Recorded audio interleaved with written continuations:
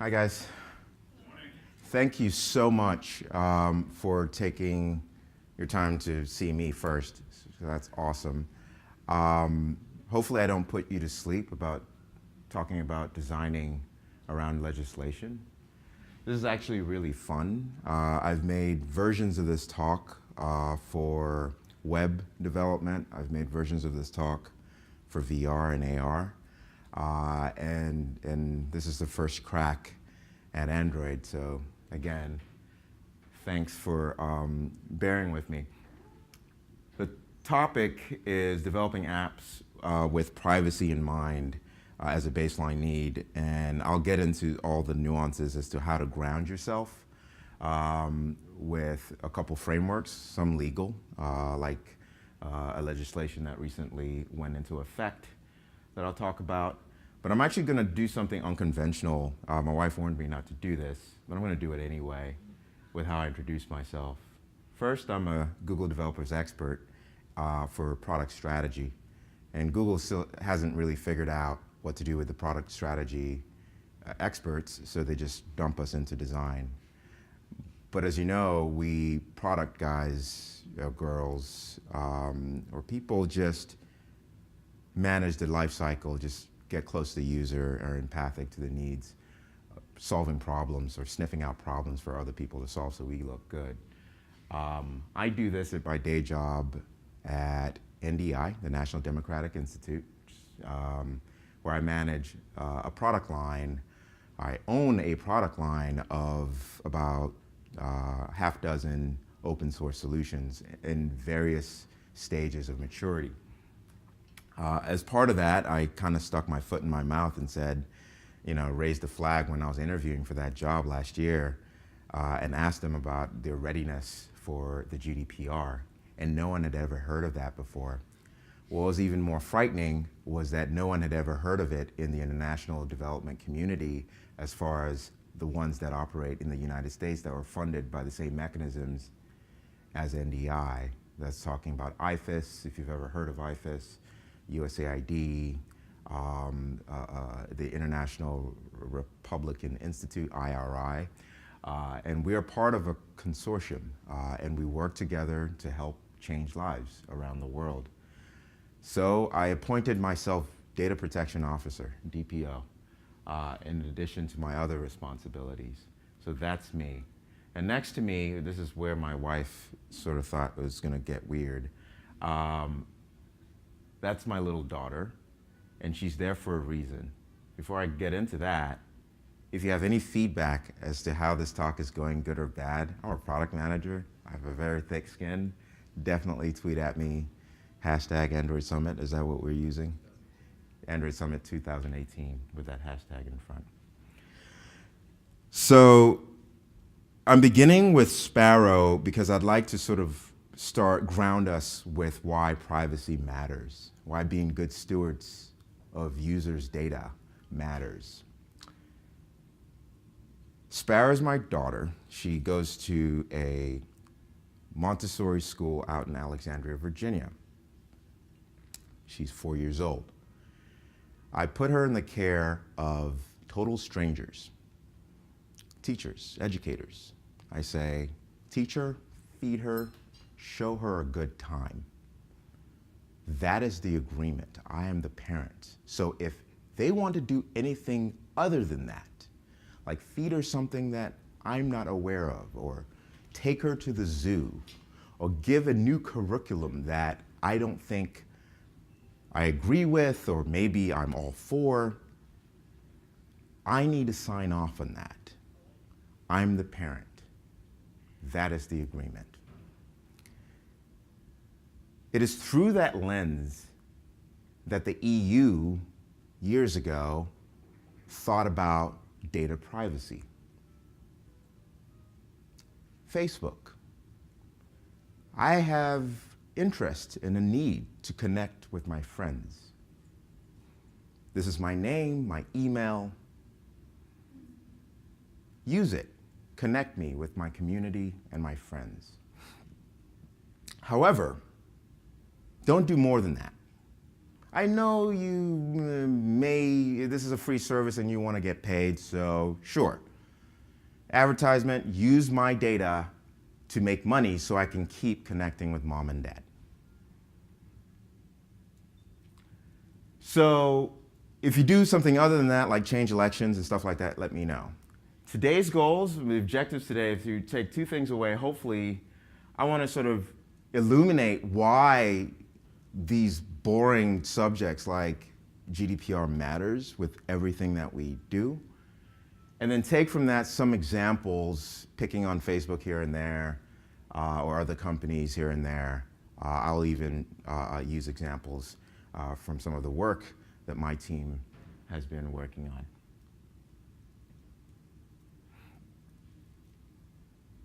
on. So why is it a big deal?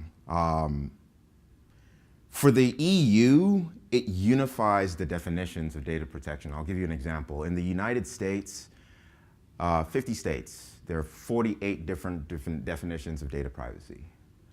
And that is a problem as far as governance is concerned. The EU's GDPR legislation, some legal speak people call it a long-arm jurisdiction, right? Kind of like long arm in the sense that if I were to hop in a car and go to Florida right now and someone threatened me and I shot him, I could say, stand your ground. It's kind of weird, but it's a long arm jurisdiction, meaning if you want to operate in the the European Union, if you want to do business with residents that live there, you have to be in compliance. Doesn't matter where you are in the world, you do not have to be an EU company. And so it's a big deal. It is one of the most, it's the craziest legislation with a good heart. But it's also kind of out there. Because even as of May 25th, most of the legislative bodies that were in charge of mandating the GDPR, Germany included, were not ready, right? So it's new, but it comes from a good place. Why does it matter? In the world today, we all know there's a massive amounts of data. We coin it sometimes when we use that data in our design work, call it, in order to inform our design work rather, we call it big data. Data, when mutated and analyzed, can do many things, but in the wrong hands, can be dangerous. And our legislators are taking note because it is changing our lives, our societies, the water we drink, the air we breathe. It is our human right. Those in the EU may have a point. And surely enough, it is long arm enough, using that legal speak, that Canada is passing a similar law. California, that country out west, is passing a similar law. And all of those are long arm as well. So if you want to do business and operate in those countries, you have to be in compliance. And there are more following. Some stricter, some just watching, but will enact something later. Federal government has some stuff in the hopper.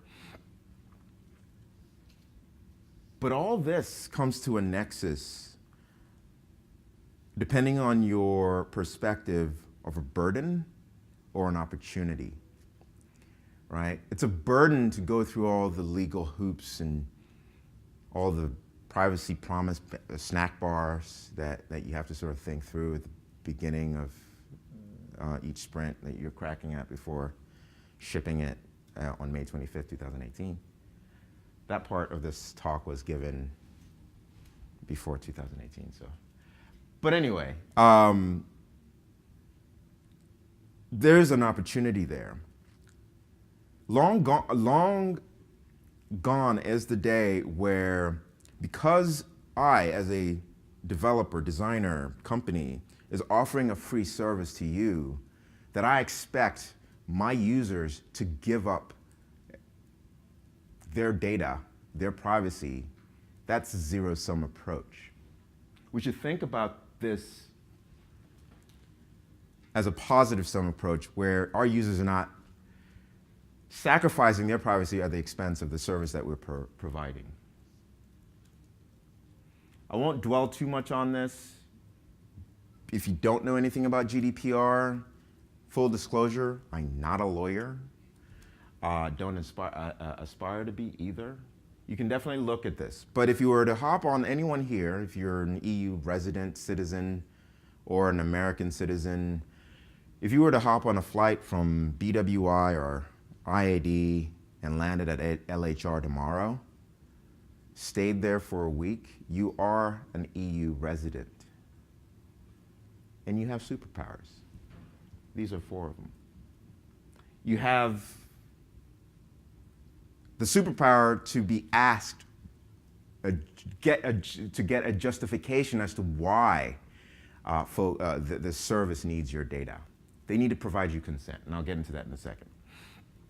You need to provide them, you as the developer or designer needs to provide your audience information when they need it. So access to that information, allow them to edit or control that data. Next, the ability to just delete any information that you may have on them that they may not want. And then last is more on the governance, the monitoring and evaluation part of it, security by design. For years, we've always valued backing up our files, but perhaps baking in privacy by design and security by design is the world that we live in today, and it is an opportunity. It builds trust. All this should be baked into your design process. At every stage of your design process, or even your happy path, if you want to look at it that way. So at the very top row, you have different stages of the experience of your application. There's some data privacy and transparency considerations to think through and test as hypotheses or experiments. And bake that into the entire process as you go from the problem space, where you're empathizing and understanding the problem, to that solution space. And of course, I'm a PM, so I live in the data, so measure, right? And at the bottom here, you have ways to measure either quantitatively or qualitatively along the way, and test it. Because often, it's going to be kind of hard to context switch from, for example, with a user who's only known on the internet, on a mobile device, a checkbox that says, you agree to my privacy, and the link that they never click.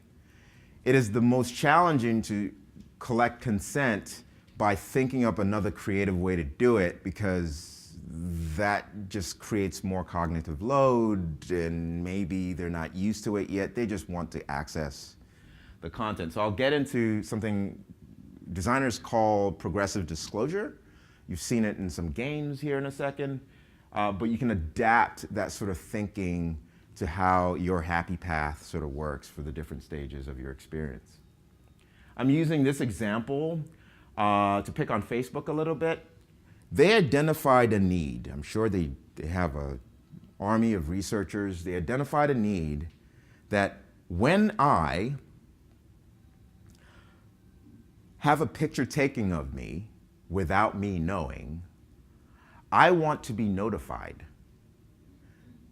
so that I can revel in my handsome good looks or frown because they didn't get the good side of me, or I'm just, I don't want to be associated with whoever took the picture. It's a great problem.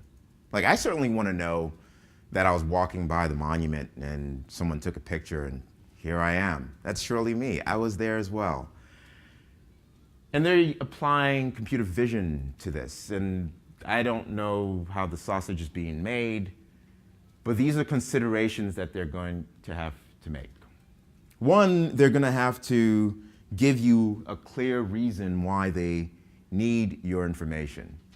Convince me, earn my trust in order to provide that technology to fit that solution? Well, start with why.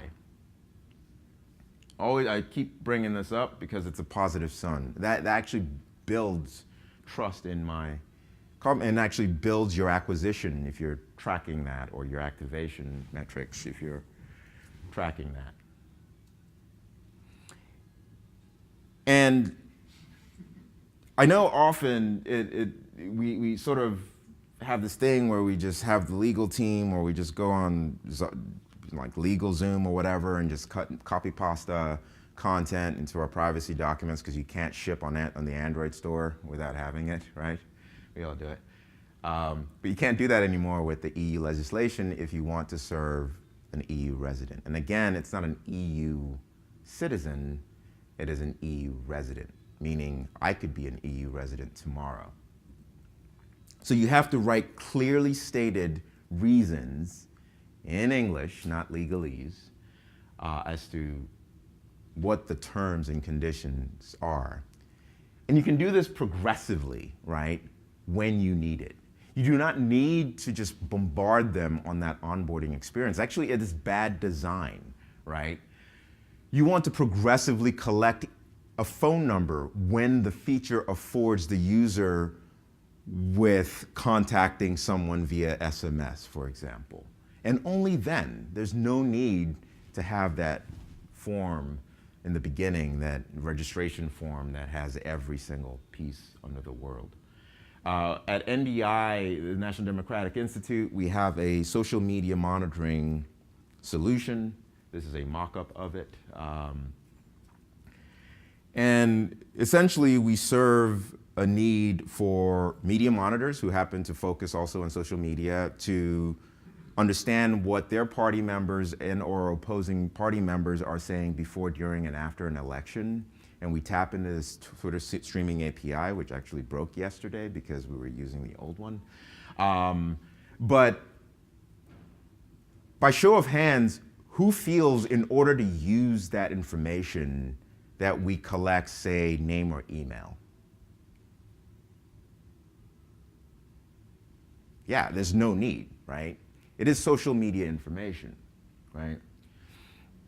And it's then and only then that we need to be able to save their historical searches. So say I search for disinformation, I progressively would say, oh, well, I want to save my search for, women's rights, and I got my analysis, but I want to come back to it, and I hit save. Maybe that's a good time to then ask for a name. But make it clear when you do that. This is a complex approach to it. This has been simplified quite a bit. But this gives you a clearly written terms of service where you're essentially boiling down what you're trying to say in legalese into just clear visual mediums with easy ways to accept it. Next, we have to give users agency over that data. So back to that Facebook example, yeah, there was great need for it, but now I know that Facebook has compiled a bunch of, pictures of myself, right? And I appreciate it. Well, one bit of agency that I would like to have is to be able to revoke, well, there's a philosophical debate as to who owns that picture if I'm in it, right? But if you read Facebook's terms of service, which I haven't, I use the service every day. Actually, Facebook owns it, apparently, the picture. And so they get to pick and choose, and actually makes it easier for them to have governance on it. But just let me know. Let me know what I can do and why. And the market will be able to determine whether that's a good decision or not. I tried to find a way to find my information on WhatsApp yesterday. Popular Android app. I went in, nowhere to be found. I had an option, I could delete my account. So right to erasure is a checkbox that I can sort of tick. But if anyone can figure, this slide is here because I really do need to know. And so if anybody can help me out, they don't have a good support. So So I've talked about progressive disclosure. I'll give another example. So we're familiar with video games, Candy Crush. I've never played Candy Crush, so I'm gonna go with it anyway. So, don't start. So I imagine a game like Candy Crush would employ progressive disclosure as part of the user experience, in the sense that they're not going to just bombard you with pages and pages of text showing you how to play the game, nor will they sort of give you a little dialogue pop-up when you first download the game to tell you, if you want to do this, do that. Progressively, as you go through engaging with the content, with the game, you might, if somebody remembers, you might see that little cartoon finger just waving, doing a swipe motion, and just go away.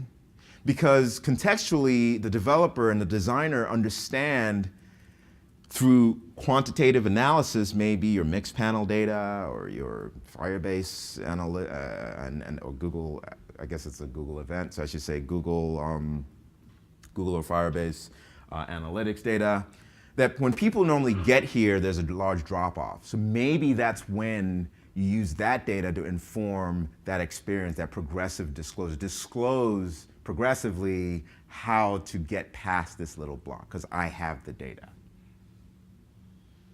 Another example would be that is actually in practice. So one example was in practice already. We see it with games all the time. Another example is more UI-centered progressive disclosure, where you don't want to clutter. I talked about that little long registration form that we're used to. We're in DC here, so we've seen government forms before.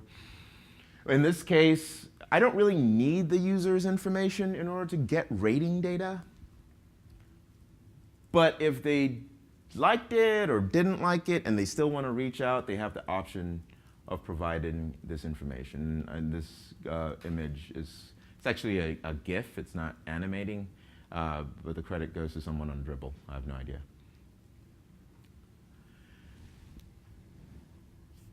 Moving from that, agency of my data, right? Right to access, right to erasure, right to deletion. I should also have the right to liberate my information. And years ago, Google had this initiative called the Data Liberation Front. It was awesome. They had like logos, and they were like the pirates and band of pirates at Google that were just not following the rules and, keeping the large corporation mothership honest.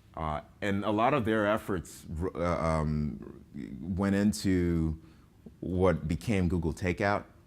And maybe Takeout is still a thing, which basically was a way to export the contents of your data at any point. I mean, that is awesome. That is extreme, but that may not be something that everyone can do, but you can sort of work towards that level of transparency with the data. Unfortunately for you, you have to do it if you want to deal with a resident of the EU.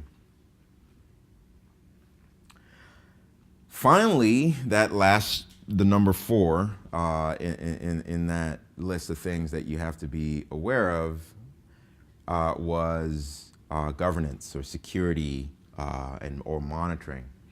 Again, I'm not going to tell you how to do that. Luckily, on the framework side, on the Android side, Firebase has a lot of tools available at your disposal. I'm familiar with Firebase, so I'll use that as my example. You can even go as far as setting your company's data protection officer as a setting in there. So if there's an injunction, unfortunately, or if there's a complaint. I should mention about the penalties of not being in compliance, because I have not mentioned that. So 4% of your annual revenue, or 20 million euros, is the penalty. That is a death sentence to a lot of startups, and doesn't even take in consideration the brand hit for not just you, but your data processors and your partners and your investors if you're funded. And so having privacy by design sort of baked in as a baseline need. When you're going through your acceptance criteria, we look at our test coverage with our unit tests, and we look at, functionality and usability and reliability and performance and supportability. Where does privacy and security fit in as far as that acceptance criteria? Right.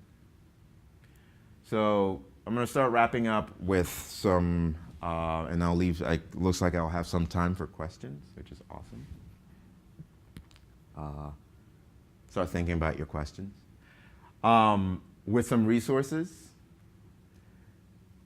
Android P and even an Oreo sort of made some strides. I don't know whether it was due to global pressures and legislations. I know for sure it was based on that one slide that had that Venn diagram. The world is changing. We need to look at being good stewards of user data as part of what we do. And so as part of that, Android released some privacy-focused features where they started blocking access to the camera in the background. You now have to figure out a creative way to do what you needed to do with that feature. And if you have to do what you need to do, I used to work at Upskill, it was Apex then. We were essentially a camera company, right? We couldn't do a lot of what we did without the camera. And so the challenge now, I'm sure I'm no longer there, is to try to, be transparent with their customers, the enterprise customers, and fully disclose how that data is going to be used. And then next, looking at some options. I'm sure there's a talk or two about Jetpack, so you can eliminate boilerplate in your code. There's some permissions features that they point to that I honestly don't. I'm not an Android developer, just in case you haven't noticed. But you've got Jetpack, and it's got some resources to help you. You've got Material IO, if that is the design standard that you adhere to. If you use another framework or you have your own, think about how to gracefully sort of present your promise to privacy, contextually maybe at the right time, and then stay out of the way when the user doesn't expect it. And these are, I didn't cover all of these, but these are essentially the core tenets. I lived here today, but essentially if you want to adhere to the principles, I'll make the slide available. You have to be proactive, not reactive. Especially if you get a complaint. By law, you have to respond in 72 hours. So you have a data breach on Friday. By Monday, you better be ready to tell the governing body and the user what happened and how you plan on fixing it. If there are any questions with that, do raise them.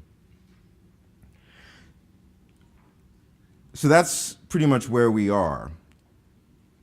Is it a burden to be good stewards of user data? Or do we see ourselves in that on the flip side when we're designing beautiful Android experiences? I think being progressive with how you present information and when you collect information, actually it's good UX, it's good user experience. It's a good user experience. Can't speak today. And sort of collecting all that information at once is really not necessary. Using data to your advantage while being transparent can actually gain you more trust and gain you better usability. Some additional resources. Firebase went full bore on the GDPR thing.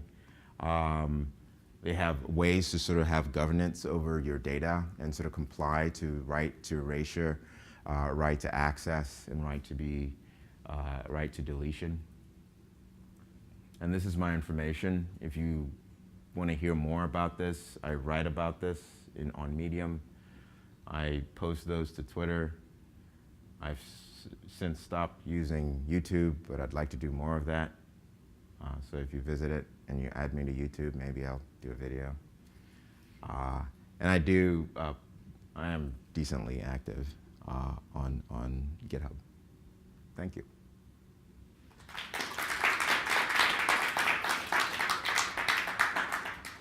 I was 34 minutes, leaving ample time, 10 minutes for questions. Boy, am I ready for you guys. So start bringing it.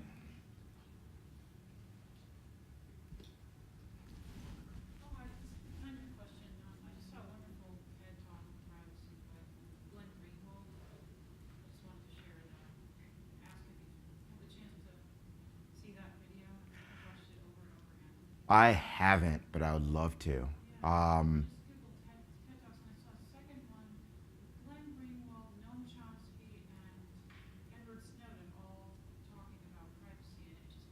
Oh, it makes sense with Edison.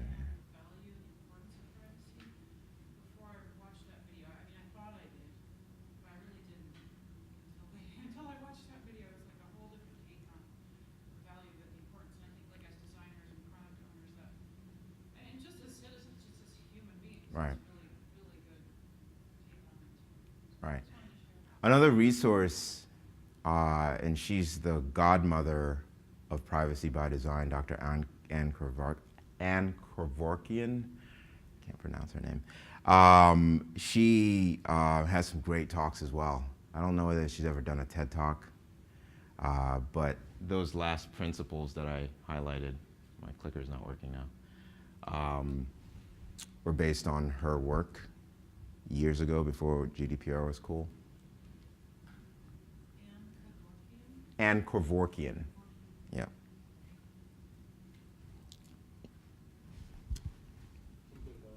Question, perhaps. Noticed recent medical experiences where the HIPAA, which was originally designed to protect your patient privacy, make the way the major organizations have structured the hospitals primarily, make it almost impossible for you to get your own data because they've instituted the data protection to where you have to jump through so many hoops. It becomes very, very difficult.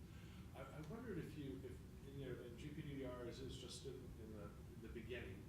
Do you see that sort of kind of perversion of the intent? And do you see paths of that happening, or is it just too much in its infancy now to see that sort of trend where the intent is kind of hijacked? Right. It's a good question. So the difference between, I'll start here, the difference between HIPAA and other legislations that have gone into effect and GDPR is that where HIPAA was protecting the systems that govern the private use or the secure and private use of our data, GDPR flipped that on its head, whereby the individual, the human, was afforded those rights. So you'll notice that the GDPR is written to power shift it from the organizational bodies who are responsible to giving me the power to make them responsible, right? And it's catching on, right? There's a California legislation that is often called GDPR Light that only focuses on the consent part, which is fantastic. And the thought process with the readings that I saw was that we already have federal laws, like we had HIPAA and some legislation to sort of handle governance, and maybe deletion and access was just too crazy, too European. So they honed in on consent, meaning that now with my data in some EHR or electronic medical system, I now have, if I'm a California resident, I have the superpowers to ask for that data, right? And so, whereas the U.S. is a little, that's what we love about America. We have states that govern, and then we decide we need a federal law to sort of rule them all if it's easier. I think when you start looking at private information, sensitive information sometimes as a human right, it is a long arm thing, and it has to be from the federal government. But then again, I'm not a lawyer, so I don't really understand that. Another thing that I want to sort of add to, I've mentioned privacy. I didn't want to get into the weeds too much, but I've nerded out way too much on this for way too long. But what is private data? And I mentioned that in the US we call private information, or PII, personally identifiable information. We have so many different definitions of it. But one advantage in the EU, and what Canada is also working on, is to sort of unify those definitions, which makes it easier to govern around them, make it easier to access your information and whatnot. The EU defines personal information as one or more of name, email, social security number or national ID, photos, social media information, my child's information, and it just cascades on and on and on and on and on. Sensitive information is not covered by the GDPR, but implied. So sensitive information will be classified as my race, my religious abilities. And then there's some gray areas. Is my health information sensitive or private? Well, GDPR calls it private, so it goes under the PII bucket. But it really matters if you have an app that you're designing for, and you decide, oh, well, this is an event app, and my customer is gonna, it's a B2B app, we're just making this up. My customers are gonna want to sort of, collect dietary restrictions, like, I'm gonna feed you at this Android Summit, and you're gonna register through my app, and I'm gonna wanna ask you if you're allergic to some foods, right? Well, that's health information. And is it sensitive, is it not? They classified it as sensitive, but then my race isn't. It's kind of weird. Yeah. Any other questions? I'll ask you guys. Show of hands, how many people actually worked on like wrapping their heads around or actually actively developing solutions for privacy compliance? Wow. And like, was it a chore? Was it an opportunity from a strategic standpoint? For me, it was because it was from the ground up, and we started development after GDPR.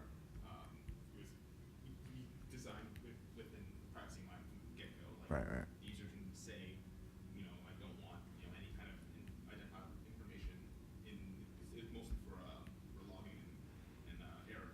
Right. Yeah, they can say we don't want it in because there's nothing there to deal with the legacy code. Just put it in as a default. Yeah. We got 2 minutes. I can take one question because I speak a lot. No more questions? Awesome. Well, thank you.